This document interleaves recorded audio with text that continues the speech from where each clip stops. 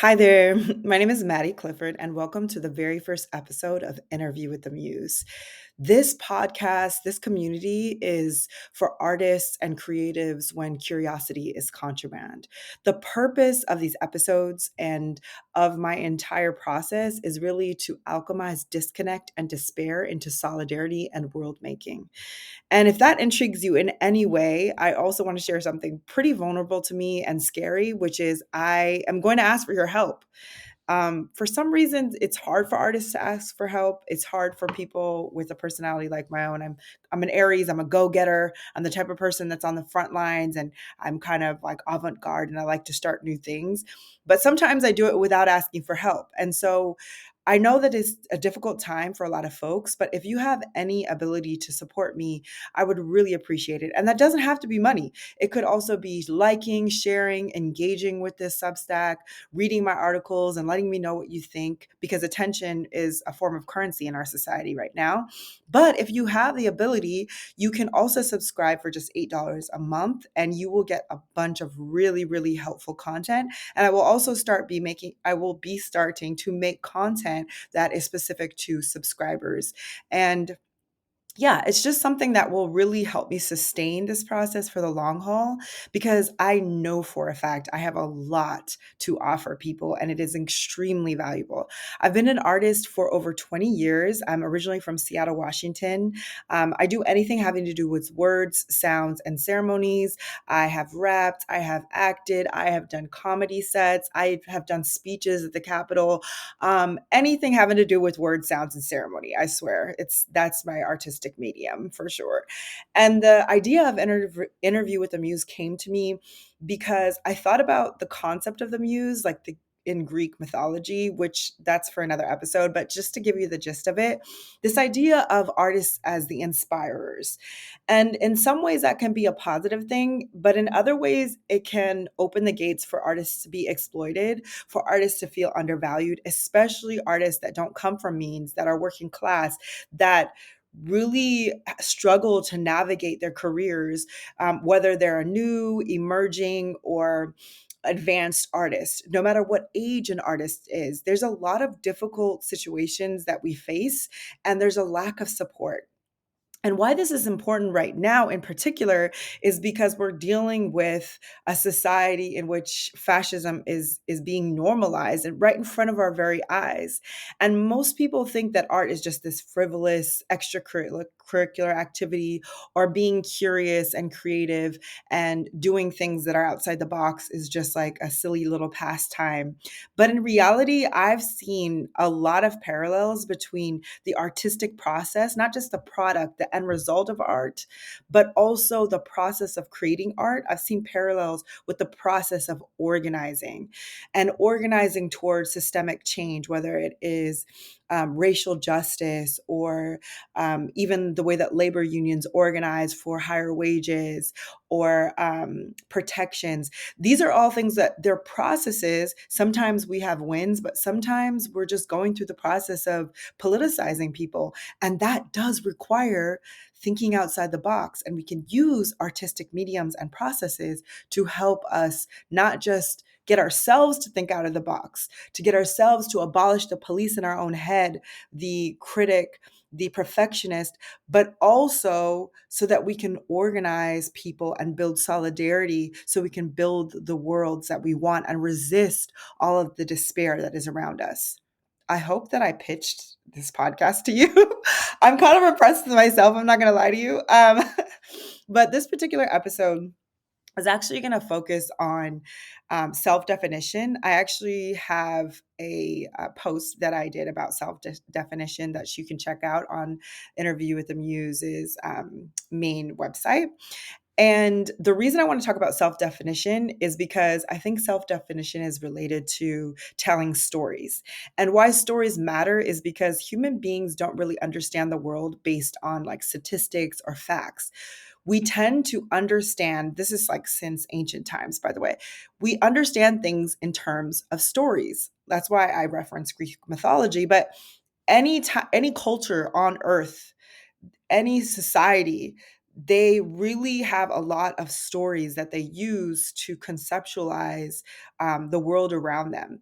And stories often become these codes that we start to live by.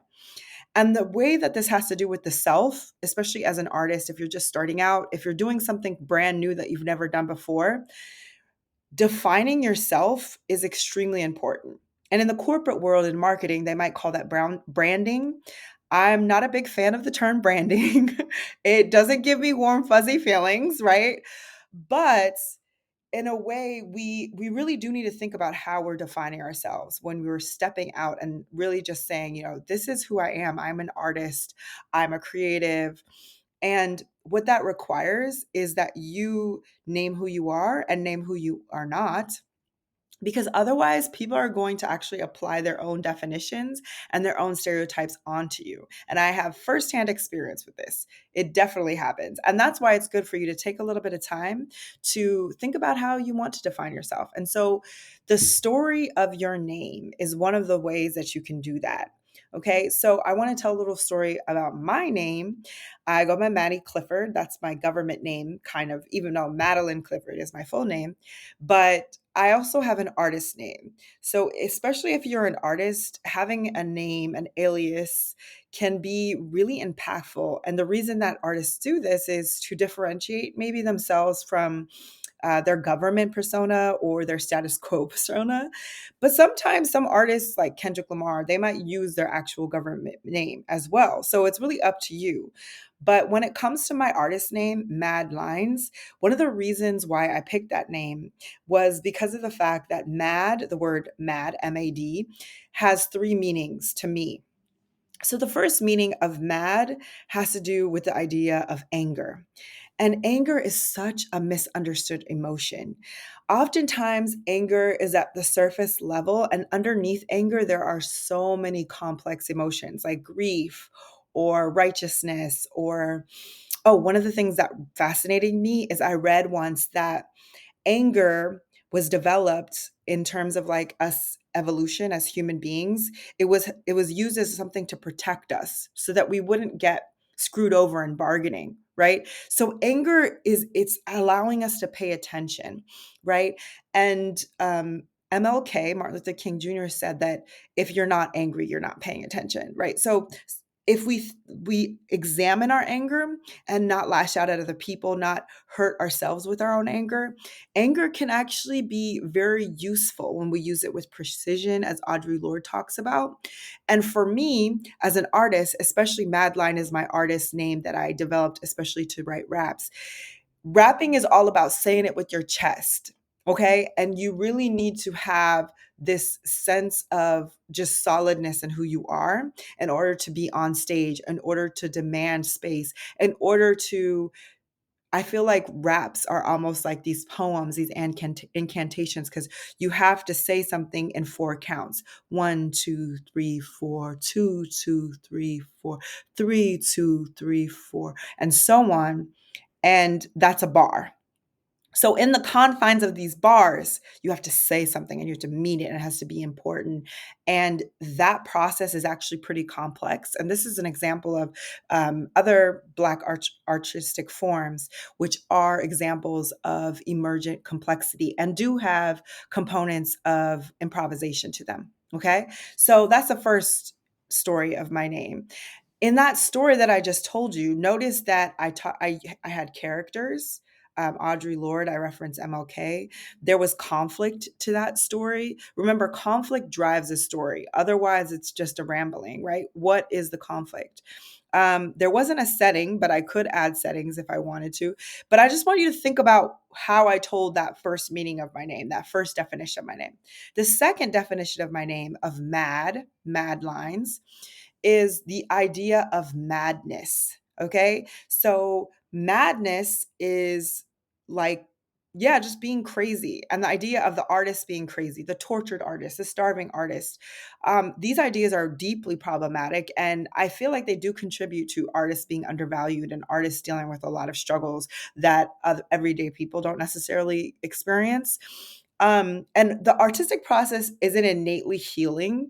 A lot of the time it's catharsis. So unless we're doing the actual work of healing, then It's not necessarily healing, right? But the idea of madness has always been fascinating to me, especially the way that women are viewed as crazy. The word hysteria has like roots in like the womb. Like it's just, if you really, epistemology is fascinating to me. I love it. You should definitely look into the origin of words because it'll tell you so much behind why we say certain things, right? So I was always fascinated with the word mad, madness, crazy. It's also, I've struggled with different mental health challenges. I've struggled with depression throughout my life.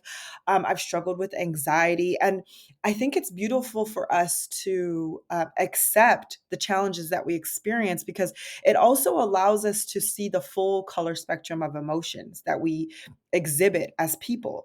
And if you're an artist and you're only tapping into one color, like black and white, unless you're doing that intentionally, which is cool, you're missing the full color spectrum, right? You wouldn't just paint with the colors black or white. You want to use the full color spectrum of the rainbow. Well, I see the same thing when it comes to emotions.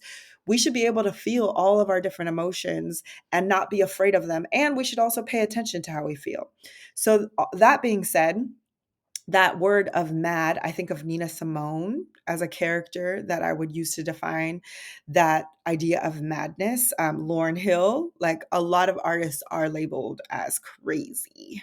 So the last definition of the word mad in my artist name, Mad Lines, is it's abundance. So you might be like, what? Well, mad is the equivalent of saying hella. Okay, so in New York, if you see somebody that's beautiful, you might be like, "Ooh, that girl is mad pretty." In the West Coast, in the Bay Area, you would say hella. Oh, she's hella pretty.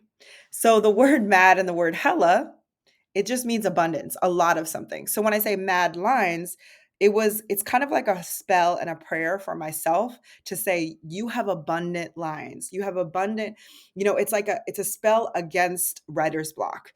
There is an infinite amount of lines and ideas that you can tap into, and you got this. Okay, so those were three definitions just in the word mad. Isn't that insane in a good way? Yes, it is. So, now that I shared a little bit about myself, well, a lot of bit about myself, the prompt, if you so choose to accept it, is for you to tell the story of your name. So you could tell the story of your government name, or you could tell the story of your artist name. Think about the characters, who's involved. So, like, when it comes to your government name, is there a story in terms of like you're named after an uncle or a great aunt? Who are the characters? What's the setting? Have your family members immigrated? What was that experience like? Do you have your mother's last name or your father's last name? Do you have multiple last names? And where do all those names come from?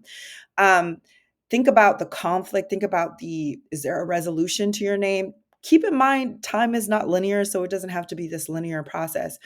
And when it comes to this prompt, I want you to first write out whichever name you're writing. So whether it's your government name or your artist name, and I want you to really tell us what the story is. It doesn't have to be written out. It could also be a collage. It could be doodling, whatever works and whatever you're called to do that. Okay. So thank you so much for joining me for my first episode of Interview with the Muse. If you could please message me if you have any questions as an artist, because my next episodes are actually going to be called Questions from the Coven. And so they're going to be questions from this community, and I'll answer them in the podcast. Okay. Thank you so much for supporting, for watching, and for engaging with this podcast.